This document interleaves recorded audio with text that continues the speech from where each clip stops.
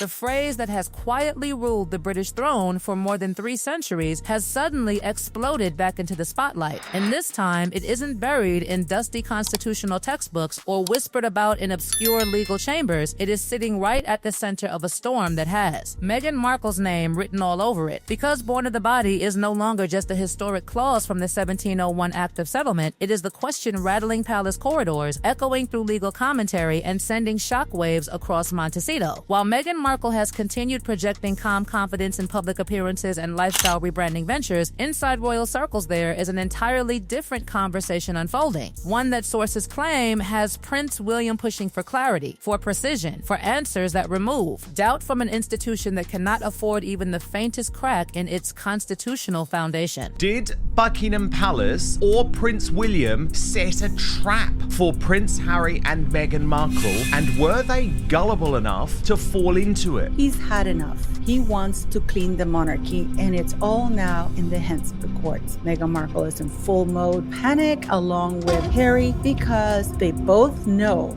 what they did. The stories would come out. So apparently, according to other journalists, we found out that there were a lot of porcupines probably told to the royals and even to Harry when they met her. And in order to cover up, it's actually torture to listen to that woman now, because every other word out of her mouth is a lie. Prince William has not issued a public statement. He has not stood at a podium or delivered a speech attacking his brother Prince Harry or his sister-in-law Meghan Markle. But insiders insist that behind closed doors, he has drawn a line in the sand. And that line runs straight through the ancient doctrine that governs royal legitimacy. Because when a separate inheritance dispute involving Alexander Thynne, the 7th Marquess of Bath, emerged in the High Court over whether his son Henry Thynne, born via surrogacy in 2016, qualifies under centuries-old trust language tied to a $157 million estate. It did more than create aristocratic headlines. It revived a constitutional debate that has been simmering since the birth of Archie Harrison Mountbatten Windsor in May 2019, and later Lilibet Diana Mountbatten Windsor in June 2021. Maybe King Charles didn't want to do anything about it given what's going on with Andrew, but in order for William to save the monarchy, he has to deal with the Archie and Lilibet problem. The Marquess of Bath's case laid bare a legal truth that many had ignored, that pre-modern definitions embedded in British trust law do not automatically recognize children not physically born by the titled mother as falling within heirs of the body, and when Mr. Justice Julian Matthews openly acknowledged uncertainty regarding whether Henry Thynne currently qualifies under the language of those trusts, it sent a ripple of realization through observers who immediately connected it to the line of succession, because the British monarchy operates under similarly archaic constitutional wording that prioritizes heirs of the body, and although Parliament modernized succession gender rules in 2013, it did not rewrite the biological phrasing that has underpinned royal inheritance for generations. They think her kids are fake. They think they're AI. I'm going to quote Tom Bauer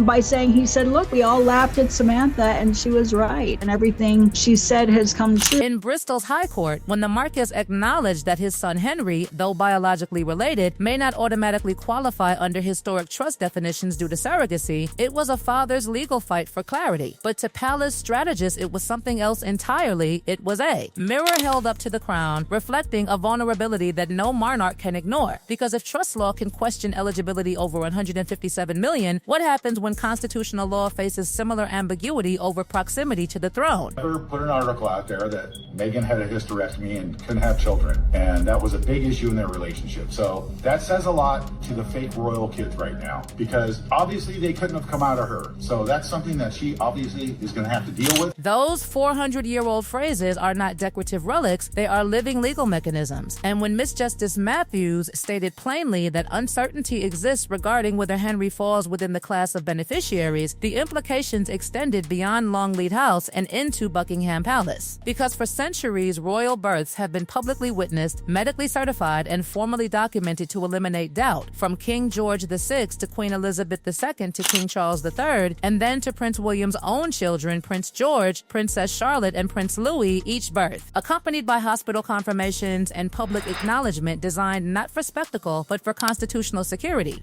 Now here is where the temperature rises. Because when Archie was born at Portland Hospital in London on May 6, 2019, and when Lilibet was born at Santa Barbara Cottage Hospital in California on June 4, 2021, the Sussex approach to privacy diverged dramatically from historic precedent. There were no immediate hospital step photo calls, no signed medical bulletins from Palace, appointed physicians displayed on easels outside Buckingham Palace as had been tradition for decades. And although Martin privacy rights are undeniably stronger than in 1982 when Princess Diana stood outside St. Mary's Hospital with newborn Prince William, the abrupt departure from ritual sparked questions that were never formally addressed beyond standard palace announcements. Prince Harry later described in his memoir spare, intimate details of Archie's and Lilibet's births, recounting the hospital arrival, Meghan's labor experience, and even his own role in delivering Lilibet. And while those passages humanize the experience, critics argue that personal narrative does not replace constitutional procedure, and it is precisely that distinction that Prince William reportedly cannot ignore. Because when you are the heir to the throne, perception is not merely public relations, it is governance. This is not about conspiracy theories whispered on social media. This is about the structure of monarchy itself, about whether modern realities like surrogacy, which is legal in the United Kingdom under regulated frameworks, align cleanly with ancient statutes that were drafted centuries before. Reproductive technology existed, and when Meghan Markle and Prince Harry chose a more private route in announcing and presenting their children, they may have prioritized personal boundaries, but in doing so, they inadvertently created space for speculation that William, as future king, allegedly sees as a structural risk. The comparison to Catherine, Princess of Wales, is unavoidable because Catherine's 3 births were meticulously documented within the established royal framework, and that precedent is now being used as a benchmark in discussions of consistency, not because one family is entitled to less privacy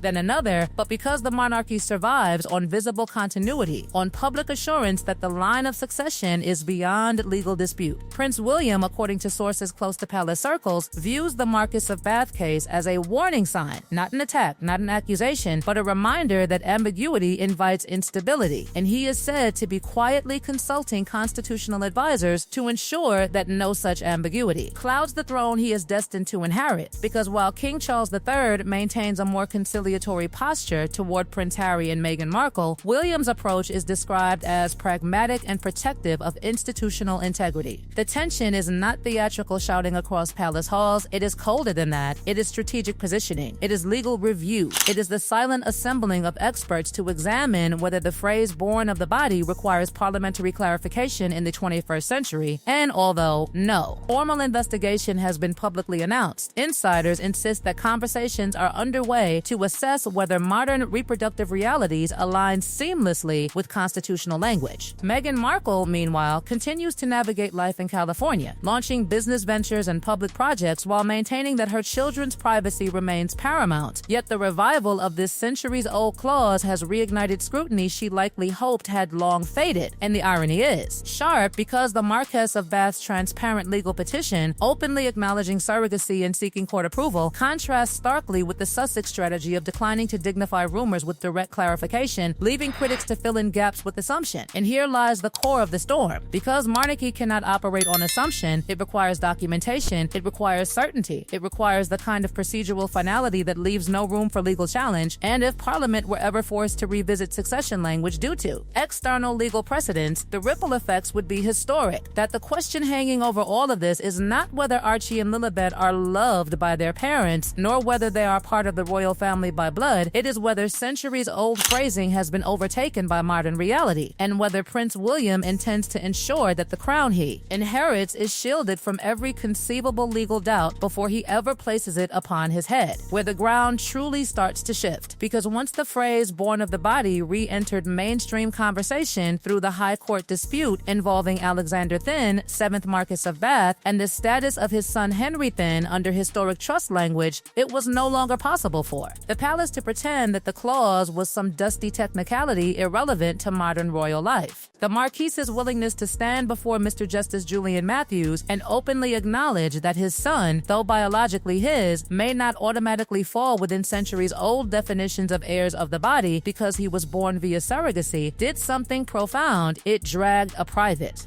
aristocratic inheritance question into a national constitutional spotlight. And once that happened, every commentator, every constitutional scholar, every seasoned palace watcher began asking the same uneasy question. If trust law tied to 157 million can hesitate over wording drafted before 1970, what does that mean for the crown, whose succession language is even older, even more rigid, even more symbolically untouchable? Prince William, as Prince of Wales and heir apparent, cannot afford to dismiss that question as internet noise, because the monarchy does not survive on vibes or curated Instagram narratives. It survives on legal continuity and public confidence. Insiders describe him as methodical, deeply aware of history, and particularly sensitive to anything that might undermine the perception of institutional stability. The Act of Settlement 1701, the Bill of Rights 1689, and the Succession to the Crown Act 2013 are not abstract references to him. They are the scaffolding of the role he will one day assume. And when a high court judge articulates uncertainty over how the body language interacts with Martin's surrogacy arrangements, William reportedly sees not gossip, but precedent, not tabloid drama, but potential vulnerability. That the Sussex births, which at the time were framed as modern, private, and refreshingly different from rigid tradition, now look different under this revived legal lens. Archie Harrison Mountbatten Windsor's birth on May 6, 2019 at Portland Hospital was announced through a palace statement, but the timing, the lack of immediate signed medical notices, and the absence of a hospital step presentation, all departures from recent royal precedent, were explained as personal preference. Lilibet Diana Mountbatten Windsor's birth in California in 2021 unfolded entirely outside the traditional British framework, with Prince Harry later writing in Spare that he helped deliver his daughter. At the time, those details were read as intimate and heartfelt. Now, in the wake of the Marquess of Bath case, critics revisit them through a colder lens, asking whether narrative accounts can substitute for formal constitutional ritual.ite. Is crucial to understand that there is no publicly verified evidence contradicting the official announcements of Archie's and Lilibet's births. Birth certificates exist. Public statements were issued. Yet monarchy is not only about legality, it is about symbolism layered over legality. For generations, the spectacle of a royal birth announcement signed by attending physicians and displayed for public viewing served a singular purpose: eliminating doubt. It was never about invading privacy for sport. It was about safeguarding legitimacy in a system that hinges on hereditary clarity. When Meghan Markle and Prince Harry opted for a more private route, they exercised personal rights that any modern couple might defend. But in doing so, they inadvertently disrupted a ritual that functioned as a constitutional firewall. Prince William's reported push for answers is not necessarily an accusation aimed at his brother or sister-in-law. Rather, it is described by sources as a forward-looking strategy. The question is not what happened, but is the wording fit for purpose? Because if surrogacy is lawful in the United Kingdom and increasingly common among families, aristocratic and otherwise, then the law may require clarification to prevent future ambiguity. The Marquess of Bath is actively petitioning the court to ensure his son's inclusion. That transparency, that proactive legal engagement, stands in contrast to the Sussex approach, which has largely been to refuse engagement with speculation and to rely on the sufficiency of official birth records. But silence in monarchy is rarely neutral. It can be dignified restraint, or it can be interpreted as avoidance. And when Prince William is said to be consulting constitutional advisors about whether Parliament might one day need to modernize succession language to reflect medical realities, it signals that he is unwilling to leave unresolved questions hanging over his future reign. King Charles III, balancing fatherhood with kingship, may prefer a softer touch, reluctant to inflame tensions with Prince Harry further. William, however, is described as thinking generationally. He is not only considering the present line of succession, he is considering the durability of the institution decades from now. There is also a political dimension that cannot be ignored. Any amendment to succession law would require parliamentary involvement across Commonwealth realms where the monarch serves as head of state. The 2013 reform eliminating male preference primogeniture required coordinated legislative action in multiple countries. To reopen succession statutes over wording tied to reproductive method would be monumental, controversial, and globally scrutinized. Yet the alternative, allowing archaic phrasing to linger unexamined while legal precedents elsewhere cast doubt on its interpretation, may be even riskier.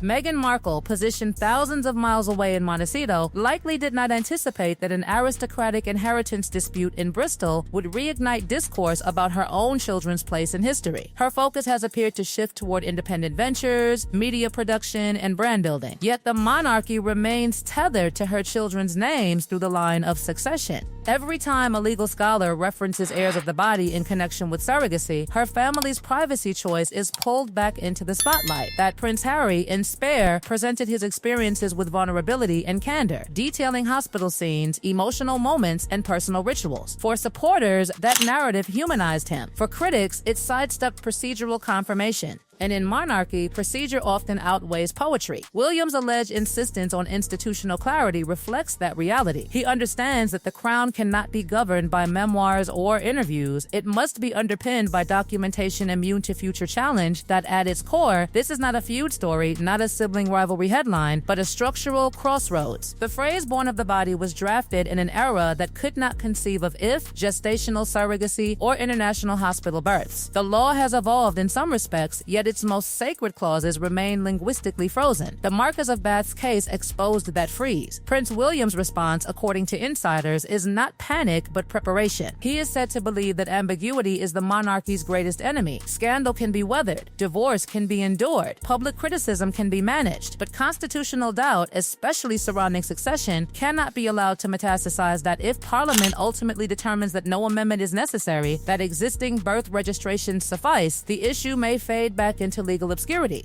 If clarification is deemed essential, it could mark one of the most significant constitutional updates of the 21st century. Either outcome carries weight. And in the middle of it stands Meghan Markle, whose name is now inevitably linked to a debate that stretches far beyond personal narrative into the mechanics of monarchy itself. The urgency attributed to William is not theatrical outrage, it is calculated vigilance. He has watched how swiftly public trust can erode under uncertainty. He has witnessed the global reaction to family fractures. He understands that the next era of monarchy must be airtight, not only emotionally resonant, but legally unassailable. Whether this culminates in legislative review or quiet internal reassurance, one thing is undeniable. The ancient words that once seemed untouchable are being examined under modern light, and that examination has placed Meghan Markle, Prince Harry, Prince William, King Charles III, and two young children at the center of a constitutional conversation that refuses to remain in the shadows.